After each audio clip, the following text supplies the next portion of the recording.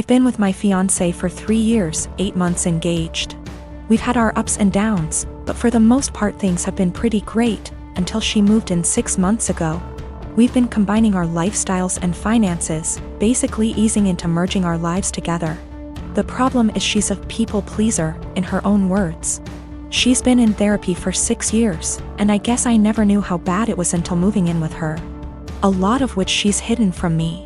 She recently was promoted into accounts payable at her company and realized she is the lowest paid person on payroll.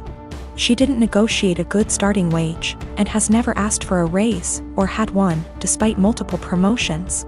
She inherited a car a few months ago and sold it. She had offers online from $18,000 to $25,000. But sold it to the first person who showed up for $10,000. She caught someone stealing her bike at college. The woman stealing the bike managed to convince my fiancé that it was actually her bike and my fiancé just let her take it. Despite the fact that she caught the woman cutting her bike lock.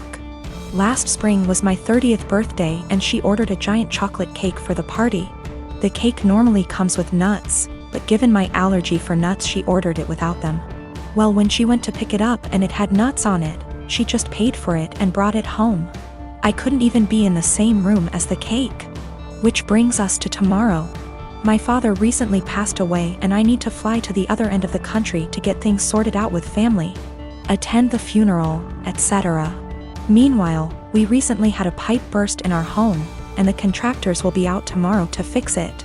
My flight's at 6 a.m. and my fiancé will have to handle it, including all the negotiations because we don't know the extent of the damages.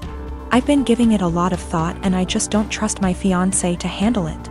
And if I can't trust or rely on her to do something like this, how can we really be life partners? I mean, I trust that she is always looking out for me, and has my best interest at heart, but I can't trust her to get things done. We've talked about it a few times before, but it's been unproductive. She's convinced she's just being nice and doesn't like confrontation, then brings up examples of extremely confrontational people. I think she puts her aversion to conflict above her / our long-term goals, and she needs to find a happy medium. She doesn't understand how negatively this is impacting her life.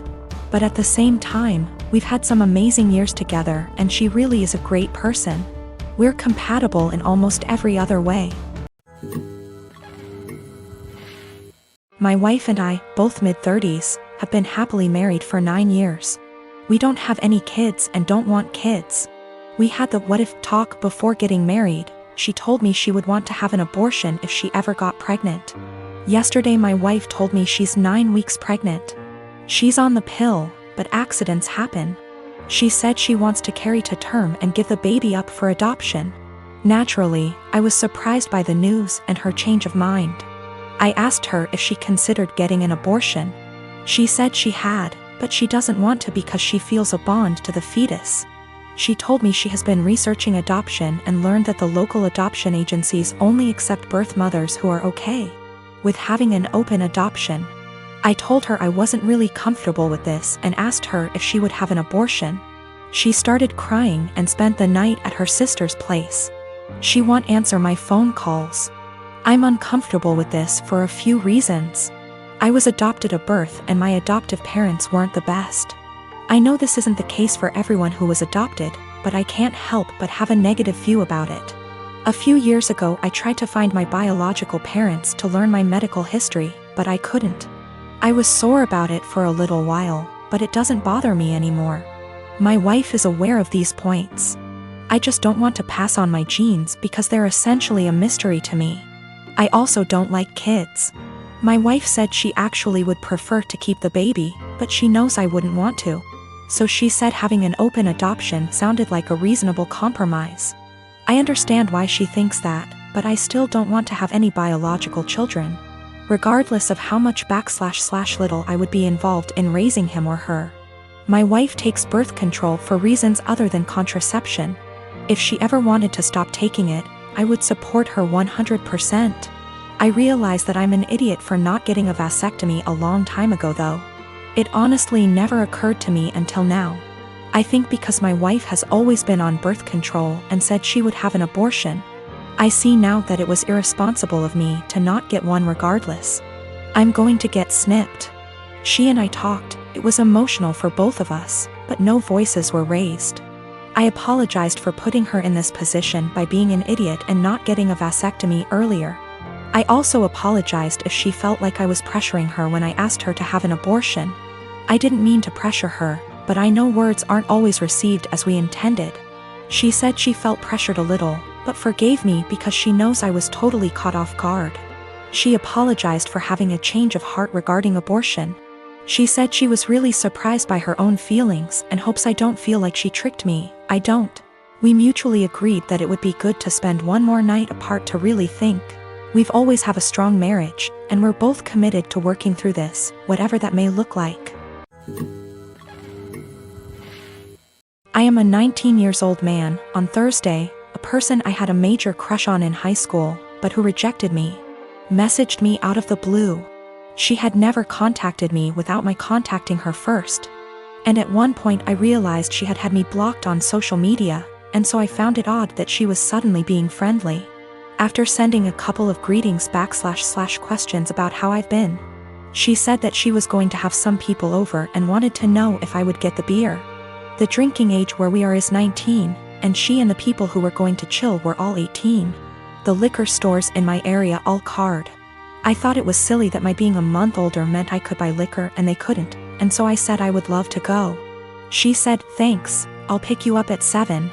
7 o'clock rolled around, and she texted me to say she was in front of my house. I went out dressed and ready to chill with some people, and she drove me to the liquor store. When we got there, I asked what beer she wanted me to get, and she told me to get Budweiser. I hid my disappointment as well as I could, but it was her party, so I went in and bought 2 cases of 24. I got back in the car and said, "Let's party," and she was eerily quiet.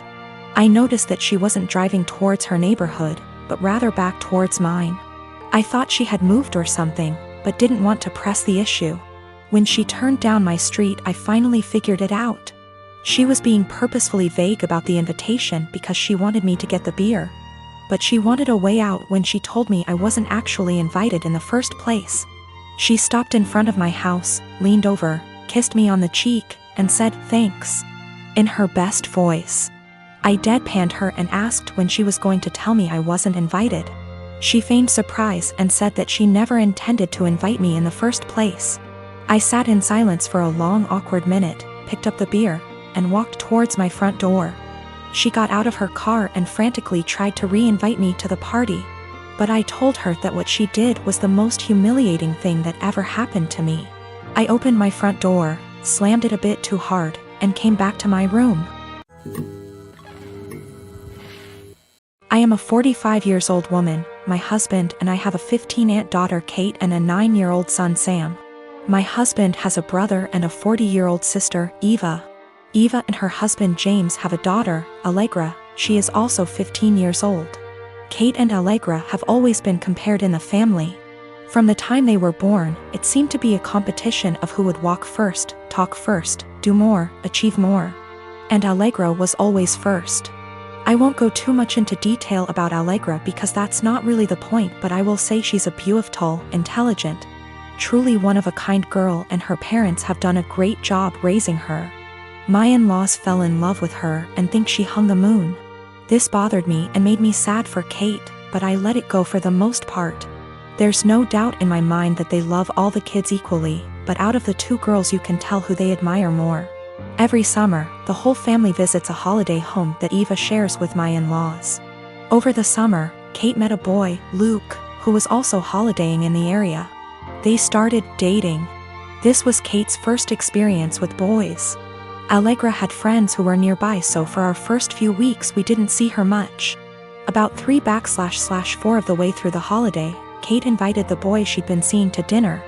Allegra was told to come, and afterwards she would be going to a party. At the dinner, it was clear that Luke was very attracted to Allegra. After dinner, Luke decided he would go to the party Allegra was going to as he had also been invited. They both asked Kate to go, but she wasn't allowed and was very upset. My husband and I felt it was not a safe or appropriate environment at her age. Eva informed us, because she knows we do not allow Kate into these environments, that it was an adult party, where there would be drinking and possibly other things going on. Allegra has grown up in a place where these kind of things are much more normal. And Eva and her husband made the choice to let Allegra live those experiences. From what I know and have seen, she handles it exceptionally and it has not caused any issues. However, it is not the way we have chosen to parent Kate, and so we didn't allow her to go. The next morning, Allegra came downstairs and asked to talk to me and Eva. She said at the party Luke was flirting with her and showed her some messages he'd sent her. We decided we would all talk to Kate.